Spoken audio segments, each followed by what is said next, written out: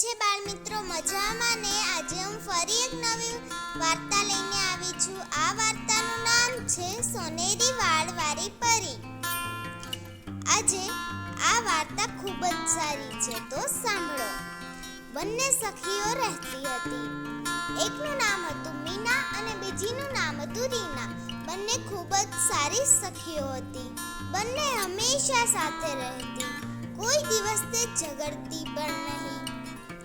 એકવાર રીના કહે છે કે મારે જંગલમાં જવું છે, પણ રીના તો કહે છે કે ના ભાઈ મારે નથી આવવું. પણ રીના તો એકલી જતી રહે છે. તે જંગલમાં જાય છે ત્યારે ખૂબ જ ખુશ હોય છે અને તે ખૂબ મસ્તીથી બધું જ જોવે છે. તેને તો મીનાના વાતનો કંઈ પસ્તાવો જ નહોતો. પછી તેને ગર્જના જેવું કંઈક સંભળાય છે. તે પાછળ ફરીને જુએ છે તો ત્યાં એક સિંહ બેઠેલો હોય છે. પછી રીના પોતાની જાન બચાવીને ભાગે છે. પછી તેને મીનાની વાતનો પસ્તાવો થવા લાગે છે, તેથી તે રડે છે.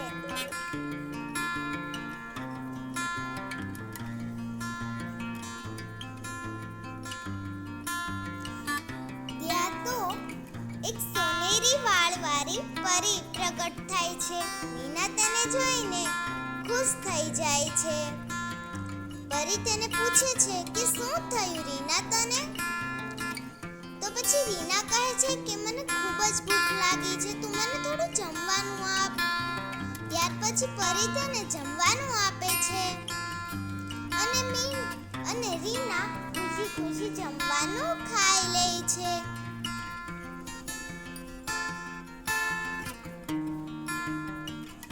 તે ખૂબ જ ખુશ થાય છે. પછી કહે છે કે તું મને મારા ઘરે પહોંચાડી દે. પછી તેને સોનેરી વાળવાળી પરી ઘરે પહોંચાડે છે. તે હજી ઘરે પહોંચી જ હોય છે ત્યાં તો તેની દોસ્ત આવી જાય છે, મીના. તેને જોઈને ખૂબ જ ખુશ થાય છે.